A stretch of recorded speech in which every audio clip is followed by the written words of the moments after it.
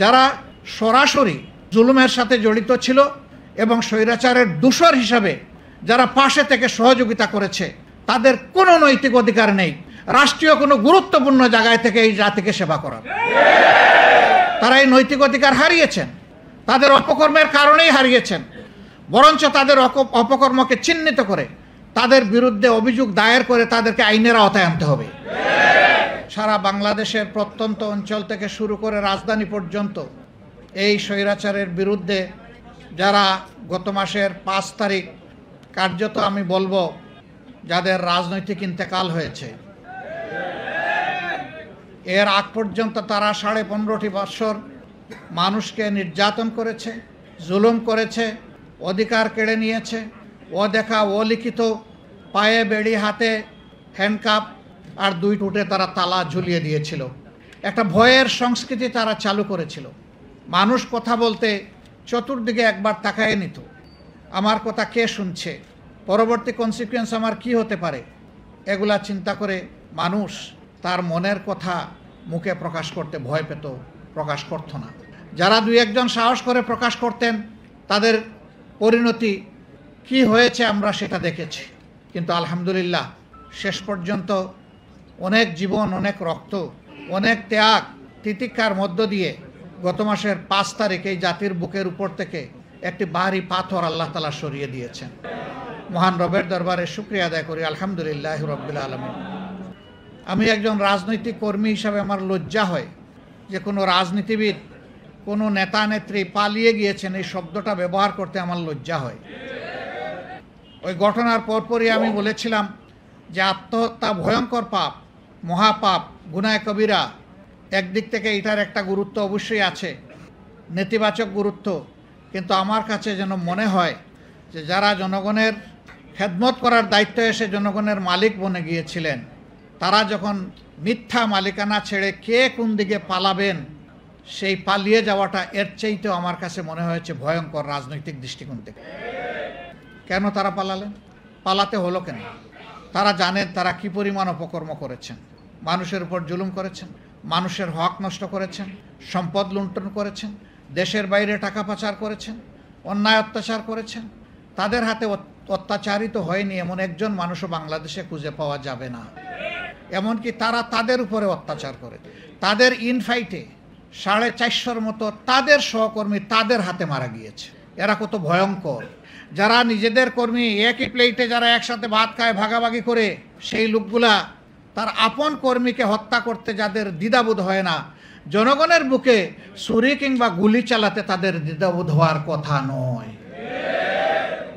আল্লাহ তাআলার শেষ মেহেরবানি, সেই 2009 সালের 10 জানুয়ারি থেকে শুরু করে 2024 সালের 4 আগস্ট পর্যন্ত স্বৈরাচারের বিরুদ্ধে আন্দোলন করতে গিয়ে অনেকেই তাদের মূল্যবান জীবন আল্লাহ তাআলাকে উপহার দিয়েছে। জাতি তাদের কাছে ঋণী। আল্লাহ তাআলার দরবারে দোয়া করি যারা ঈমান নিয়ে নির্যাতিত হয়ে এভাবে দুনিয়া থেকে বিদায় নিয়েছেন, আল্লাহ রাব্বুল আলামিন তাদের সকলকে শাহাদাতের উত্তম মর্যাদা দান করুন। বিশেষ করে ধারাবাহিক এই আন্দোলনের শেষ পর্বে এসে কোটা সংস্কারের দাবিতে যে আন্দোলন গড়ে উঠেছিল, বৈষম্য বিরোধী যে আন্দোলন দানা বেঁধে উঠেছিল, এই আন্দোলনকে দমাতে গিয়ে গায়ের জোরে অতীতের মতো দানবীয় রূপে নিজ দেশের জনগণের অর্থে কেনা অস্ত্র আর বুলেট নিজ দেশের জনগণের উপর যারা ছুঁড়ে মেরেছিল, এই বুলেটে জাজরা হয়ে দুনিয়া থেকে যারা বিদায় নিয়েছেন, আমাদের প্রিয় জাতি তাদের কাছে চিরদিন ঋণী থাকবে। তাদের এই ঋণ পরিশোধ করার কোনো শক্তি আমাদের নেই। আল্লাহ তাআলার দরবারে দোয়া করি আল্লাহ তাদেরকে শহীদের বিশেষ মর্যাদা দান করুন এবং তাদের আপনজনদেরকে আল্লাহ তাআলা উত্তম ধৈর্য ধরার তৌফিক দান করুন।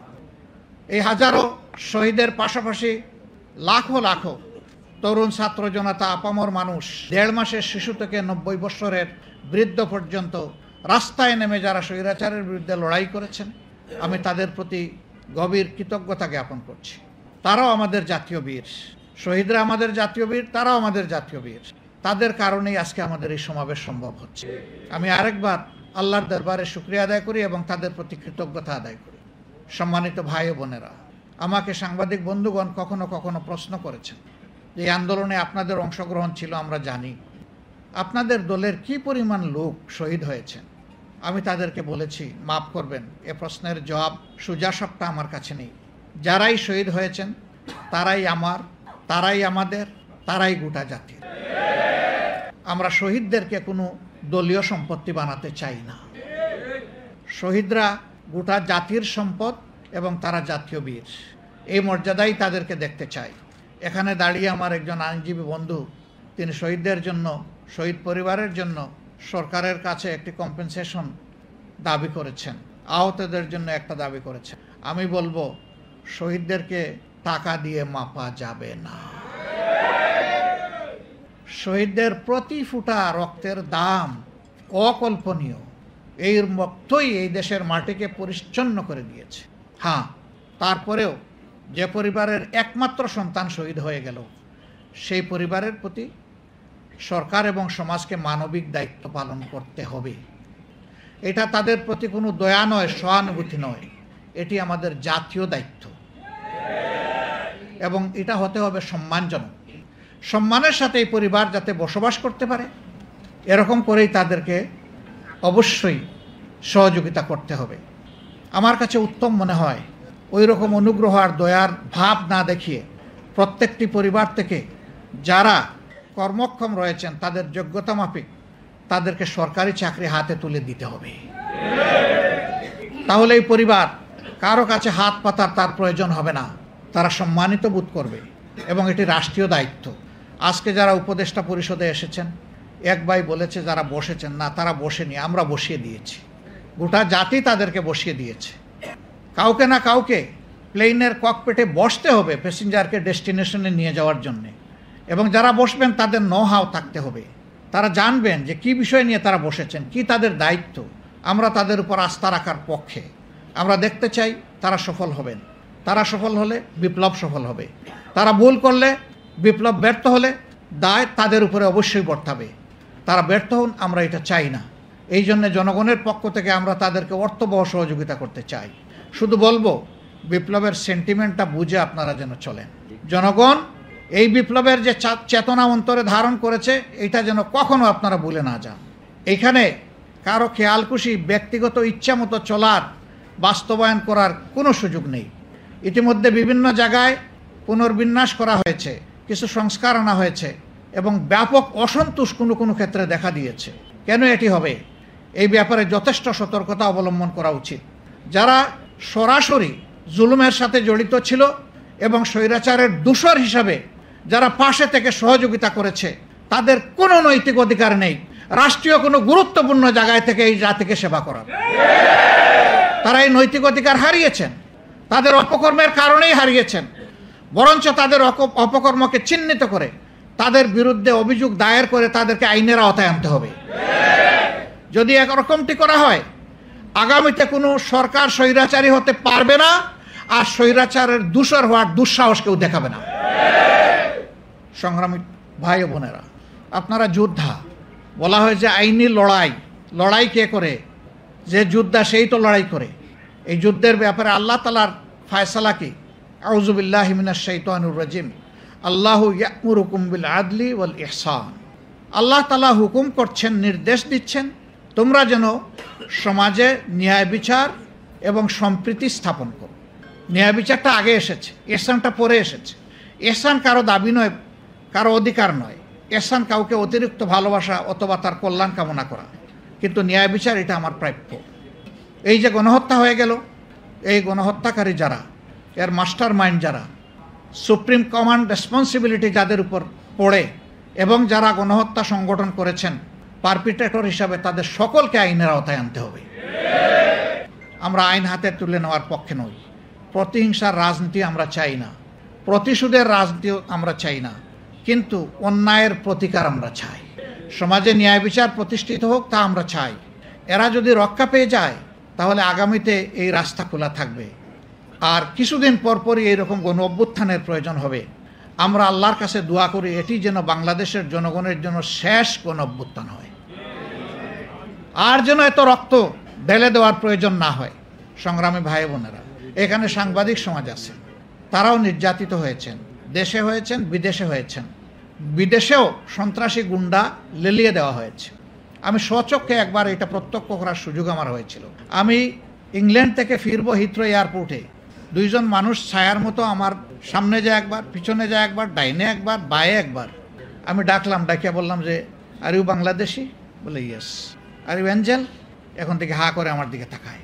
আমি বললাম আপনারা কি ফিরিস্তা? কেন এটা বলছেন? আমি বললাম তো আল্লাহ তো ফিরিস্তা লাগাই রাখছেন দুইজন, তা আপনারা কারা? একবার ডাইনে দেখি, একবার বামে দেখি, একবার সামনে দেখি, একবার পিছনে দেখি, আপনারা কারা? কিছু বলে না। আমি বললাম আপনারা কি বাংলাদেশ মিশন এইখানে আসেন? কয় জি। তা আমি বললাম যে আপনাদেরকে তাইলে আমার পিছনে লাগিয়ে দেওয়া হয়েছে নাকি? কিছু বলে না। আমি বললাম যে দেখেন, আপনাদের এই ঘোরাঘুরি আমার অপছন্দ এবং এটা অভদ্রতা। আমাকে ছেড়ে দেন, আমার পাশে ঘুরবেন না, যা পারেন ইচ্ছা করেন। আমি দেশের একজন নাগরিক। আমি আরেকটা দেশে গিয়েছি আমি ট্রাভেল করতে, সেখানে আমার সাধারণ একটা মানুষ আমার পিছনে লাগাই দেওয়া হয়েছে দুইজনকে। এইভাবে দেশে কিংবা বিদেশে বাংলাদেশের কোনো মানুষ, হোক সে স্বদেশী, হোক সে প্রবাসী, হোক সে নিবাসী, সকলের শান্তি কেড়ে নেওয়া হয়েছিল। একজন সাংবাদিক বিদেশ থেকে অন্যায়ের বিরুদ্ধে প্রতিবাদ করেছেন, তার পরিবারের সদস্যকে হেনস্থা করা হয়েছে দেশের বুকে। মা বোনদেরকেও রেহাই দেওয়া হয়নি, তাদের ইজ্জত নিয়ে টানাটানি করা হয়েছে। আমরা নিন্দা জানাই। ক্ষমতায় বসা একজন বলতেন আমি মাদের কষ্ট বুঝি। তিনি বলতেন যে আমি মা হারিয়েছি, বাপ হারিয়েছি, আমি এরকম সন্তান হারা মা বাপের কষ্ট বুঝি, কিন্তু প্রমাণ তো পেলাম না। আপনি শেষ মুহূর্তেও তো লাল চোখ দিয়ে খুনেরই নির্দেশ দিয়ে গেলেন। শেষ মুহূর্ত পর্যন্ত আপনি কামড় দিয়ে চেষ্টা করলেন মানুষ খুন করে যত হাজার হোক, লাখ হোক, আপনাকেই ক্ষমতায় থাকতে হবে। কেন আপনাকেই থাকতে হবে? কেন? আপনারা বলছেন যে আমরা দেশকে উন্নয়নের রোল মডেল বানিয়েছি বিশ্বের বুকে, বিশ্ব এখন আমাদেরকে হিংসা করে আমাদের উন্নয়ন দেখে। আরও বলতেন আমরা এখন উন্নয়নের মহাসড়কে, মোটরওয়েতে আমরা উঠে গেছি। আজকে কি অবস্থা জাতির? সবগুলা ব্যাংক, আর্থিক প্রতিষ্ঠান একদম ফুকলা এবং ধ্বংস করা হয়েছে। বাঘ বাটুরা করে মা খালা ভাই বোন সবার মধ্যে বানরের পিঠা বাগাবাগি করা হয়েছে। আজকে মাঝে মাঝেই শুনতে হয় ব্যাংকের সর্বোচ্চ গার্জিয়ান ব্যক্তিটি বলেন যে কোনো সময় কয়েকটা ব্যাংক বন্ধ হয়ে যেতে পারে। কাদের কারণে? এরা কারা? প্রত্যেকটি দেখবেন যে শাড়ির নিচে লুকানো ছিল। এদেরকে ইমিউনিটি দেওয়া হয়েছে। সবচাইতে বড় ডাকাতের ব্যাপারে কোনো তদন্ত যাতে না হয়, সুপ্রিম কোর্ট কিভাবে তার উপরে এম্বার্গো দিল আমরা বুঝলাম না। তার বিরুদ্ধে কোনো তদন্ত চলবে না। এটা কি কোনো কোর্ট? এটা তো টেনিস কোর্ট নয় যে আপনি জাতিকে নিয়ে খেলবেন। এটা তো অ্যাপেক্স কোর্ট। এখানে তো আইন অনুযায়ী চলবে, কিন্তু আইনকেও দালালির চরম সীমায় নিয়ে যাওয়া হয়েছিল। এই জন্য আইন অঙ্গনে দাঁড়াই একজন বিচারপতি বলতে পারেন যে আমরা শপথবদ্ধ রাজনীতিবিদ। আপনার যদি রাজনীতি করার ইচ্ছা থাকে তো আপনি ওই গাউনটা ছেড়ে চলে আসেন। আপনি বেঞ্চে বসেন কেন? আপনি বারে এসে বসেন। বারে থেকে আপনি রাজনীতি করলে আপনাকে কেউ নিষেধ করবে না, কিন্তু যতক্ষণ পর্যন্ত আপনি বেঞ্চে বসে থাকবেন আপনি কথা বলার কোনো অধিকার রাখেন না। এর বিরুদ্ধে আইনজীবীরা যারা প্রতিবাদ করেছিল মামলা তাদের বিরুদ্ধে হয়েছে। যেখানে এই বিচারপতির 1 সেকেন্ড এই কথা বলার পরে তার আসনে বসার নৈতিক এবং আইনগত বৈধতা তিনি হারিয়েছেন, তার চলে যাওয়া উচিত ছিল। তাকে প্রোটেকশন দেওয়া হয়েছে, আর প্রতিবাদ যারা করেছেন অন্যায়ের তাদের বিরুদ্ধে মামলা দায়ের করা হয়েছে। সবসময় আমরা শুনতাম বিচার বিভাগ স্বাধীন, আমরা শুনতাম কেউ আইনের ঊর্ধ্বে নয়, আইন সবার জন্য সমান। এখন একটু সমান হবে ইনশাআল্লাহ। আইনটা কেমন সমান তখন তো বুঝেন নাই, এখন যার যার প্রাপ্য ন্যায় অনুযায়ী আপনাদের বোঝা উচিত আমরা মনে করি। তবে হ্যাঁ, আমরা যে কোনো জুলুমের বিরুদ্ধে মামলা যারা করবেন তাদের প্রতি আমাদের অনুরোধ, বুঝে শুনে করবেন। একটা মানুষকে অন্যায়ভাবে মামলার আসামি বানাবেন না। 100টা পাপীর সাথে একজন নিষ্পাপ মানুষকে যদি জুড়ে দেন আপনি চরম জুলুম করলেন। এই কাজ করা হোক এটা আমরা চাই না। মামলা নিয়ে কোনো অন্য কিছু করা হোক এটা আমাদের একেবারেই অপছন্দ। এই জন্য আমরা আমাদের প্রিয় সংগঠনকে বলেছি, যদিও আমরা সবচেয়ে বেশি মজলুম, কিন্তু এই ক্ষেত্রে আমাদেরকে চরম সতর্কতার পরিচয় দিতে হবে। এক আল্লাহকে ভয় করে কোনো মানুষের হক যাতে নষ্ট না হয় সেই দিকে খেয়াল রেখে কেউ যদি মামলা করেন আমরা তাদেরকে সর্বাত্মক আইনি সহযোগিতা দেবো ইনশাআল্লাহ। তাদের পাশে থাকব, তাদের পাশে থেকে সমান তালে লড়াই করব। কিন্তু আমরা যদি লক্ষ্য করি কেউ মতলব হাসিলের জন্য অন্য কিছু করছেন, আমরা তার সাথে নেই। কথা আমাদের একদম সাফসফা। সম্মানিত আইনজীবী বন্ধুগণ, ভাই ও বোনেরা, আপনারা যে জায়গাটায় বসে আছেন আপনারা আগুনের উপর দাঁড়িয়ে আছেন। নিচে আগুন, সামনে জান্নাত। আল্লাহ রাব্বুল আলামিন যাদেরকে অগ্রিম জান্নাতের সুসংবাদ দিয়েছেন ইয়ামুত তালাকে, ময়দানে হাসরে, যেদিন কোনো ছায়া থাকবে না, মানুষগুলা নিজের ঘামে ডুবতে থাকবে, সাঁতরাতে থাকবে, সেদিন 7 সম্প্রদায়ের মানুষের জন্য সুসংবাদ। এর মাঝে প্রথমেই বলা হয়েছে ন্যায়পরায়ণ বিচারক। আর বিচারের 2টি পার্ট, একটি বেঞ্চ আর একটা বার। এই 2টা মিলেই বিচার। বার ছাড়া কোনো বিচার নাই, বেঞ্চ ছাড়াও কোনো বিচার নেই। সুতরাং 2 জায়গায় আদল করতে হবে। আল্লাহ তাআলা আপনাদের যে সুযোগ দিয়েছেন, এই সুযোগের সদ্ব্যবহার করতে হবে, অপব্যবহার করা যাবে না। দুনিয়ার কোনো লোভে, অর্থের লোভে, পদের লোভে, পদের গরমে, অর্থের গরমে কাউকে হ্যারাস করা যাবে না। নৈতিক এই মানদণ্ড অবশ্যই বহাল রাখতে হবে। বিশেষ করে বাংলাদেশ জামাতে ইসলামীকে যারা ভালোবাসেন, যারা সমর্থন করেন, এই সংগঠনের সাথে মিশে যারা কাজ করেন, তাদের কাছে আমাদের আন্তরিক অনুরোধ যে এই বিষয়ে আপনারা সত্যের উপর অবিচল থাকবেন এবং সত্য থেকে এক চুল পরিমাণ আপনারা নড়বেন না। তাহলে ইনশাআল্লাহ আপনারা সত্যকে আদালতে প্রতিষ্ঠিত করতে পারবেন এবং আদালত আদলের উপরে প্রতিষ্ঠিত হবে ইনশাআল্লাহ। কিন্তু সবাই যদি নড়ে যায় যে ঠিক আছে অন্যরাও নড়লো, আমি একটু কম নড়লাম, তাইলে সবই নড়ে গেল, আর কিছুই বাকি থাকলো না। আপনাকে অটল থাকতে হবে, এই জায়গাটা ধৈর্য ধরতে হবে। মামলা মোকদ্দমার ব্যাপারে এইখানে কোনো দাবি আমি জানাবো না। দাবি জানাতে হবে কেন? যাদের ত্যাগের বিনিময়ে, যাদের বিরুদ্ধে অসংখ্য অজস্র মিথ্যা মামলা দায়ের করে হেরাস করা হয়েছে, এখন তো সরকারের উচিত তাদের ওই হেরাসকারীদের বিরুদ্ধে এখন মামলা দায়ের করা। আর যে সমস্ত হয়রানিমূলক রাজনৈতিক মামলা করে মানুষকে কষ্ট দেওয়া হয়েছে, যে সমস্ত মানুষকে হেরাস করা হয়েছে, তাদেরকে কাল বিলম্ব না করে তাদেরকে খালাস করে দেওয়া। তারপরেও তাদের যে ক্ষতি হয়েছে, ওদের কাছ থেকে সেই ক্ষতি আদায় করে তাদের কাছে তুলে দেওয়া। সম্মানিত ভাই বোনেরা, এই সরকারের কাছে অনেক প্রত্যাশা মানুষের, কিন্তু সব প্রত্যাশা যদি অনির্বাচিত একটা অন্তর্বর্তীকালীন সরকারই পূরণ করে দেয়, তাইলে নির্বাচিত সরকারের দরকারটা কি? এবং তারা কি পারবে? এটা তাদের জব নয়, তারা এটা পারবে না। এই জন্যে রাজনৈতিক দলগুলোর মধ্য থেকে দাবি উঠেছে যে নির্বাচনের রোডম্যাপ দিতে হবে। আমরা বলছি একটা রোডম্যাপে হবে না, 2টা রোডম্যাপ দিন। প্রথম রোডম্যাপটি হবে সংস্কারের, কি কি বিষয়ে সংস্কারের কাজ উনারা করবেন এবং তার টাইমলাইনটা কি হবে, সময়সীমা কি হবে, এটা হবে একটা রোডম্যাপ। এটা যদি সফল হয় তাহলে দ্বিতীয় রোডম্যাপটাও সফল হবে। প্রথমটা যদি সফল না হয়, দ্বিতীয়টার কোনো প্রয়োজনই নেই, ওটা দিয়ে কিছুই হবে না। আর প্রথমটা ঠিক করার জন্য অবশ্যই এই ব্যাপারে অংশীজন যারা আছেন, রাজনৈতিক স্টেক হোল্ডার আছেন, সিভিল সোসাইটি আছেন, আরও এরকম যারা আছেন, তাদের সাথে বসতে হবে, বসে সেটেল করতে হবে, ঐক্যমতে আসতে হবে যে এই বিষয়ে সংস্কার হবে এবং এই টাইম লাইনের ভিতরে সংস্কার হবে। এই কাজগুলো যদি তারা করেন, তাহলে তাদের নাম ইতিহাসে সোনার অক্ষরে লেখা থাকবে ইনশাআল্লাহ। কিন্তু এইখান থেকে যদি চুল পরিমাণ তাদের কোনো বিচ্যুতি ঘটে, তাহলে জাতির সর্বনাশ তাদের হাত দিয়েই হবে। আমরা আশঙ্কা থেকে বাঁচতে চাই এবং আশাবাদী হয়ে থাকতে চাই। এই জন্যে আমরা আহ্বান জানাবো, অনতি বিলম্বে তারা সংস্কারের বিষয়টা নিয়ে ডায়ালগ ওপেন করে এর একটা উপসংহারে উপনীত হবেন এবং তখন তারা সেইভাবেই আগাবেন। যদি এই রোডম্যাপ ধরে সংস্কার আগায়, আমরা বিশ্বাস করি মাসের পর মাস খুব বেশি প্রয়োজন হবে না, একটা সুনির্দিষ্ট সময়ের মধ্যে এটা সম্ভব। এটা যখনই একটা পূর্ণতার পর্যায়ে পৌঁছে যাবে, সাথে সাথে নির্বাচনী রোডম্যাপ দিয়ে দিতে হবে, আর দেরি করা যাবে না। কারণ নির্বাচনের দিকে যাওয়ার মানেই হচ্ছে গণতন্ত্রের দিকে ফিরে আসা। দেশে তো গণতন্ত্রকে জবাই করা হয়েছে, একটা টার্ম চালু করা হয়েছিল উন্নয়নের গণতন্ত্র।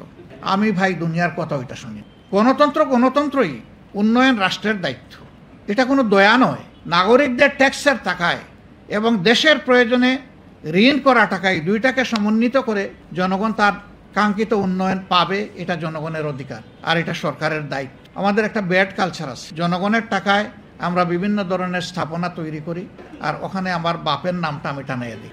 টানান, একটার জায়গায় 10টা টানান, আপনার সম্পত্তি বিক্রি করে টানান। জনগণের টাকায় যদি কোনো নাম দিতে হয়, তাহলে জনগণ যা পছন্দ করে তাই দিতে হবে। হ্যাঁ, জাতীয় বীরদেরকে সম্মানিত করার এই প্রভিশন সভ্য জগতে রয়েছে, সেইটা সম্মানের সাথে হতে হবে, যেখানে সেখানে নয়, সর্বত্র নয়, সব কিছুতে নয়। সেটাও হতে হবে পরিমিত পরিমাণ এবং যথাস্থানে যথাযথভাবে। আর পালা বদলের সাথে সাথে নাম বদলের এই কালচার, এটাও কোনো ভালো লক্ষণ না। এমন নাম আমি কেন দেব যে নাম পালা বদল হলেই নাম বদল হয়ে যায়? নাম এমনভাবেই দেওয়া উচিত, যত পালা বদল হোক নাম তার সম্মানের জায়গায় থাকবে ইনশাল্লাহ। যখন এইটাকে যৌক্তিকভাবে বস্তুনিষ্ঠভাবে করা হয়, তখন নামের উপর কেউ হাত দেয় না।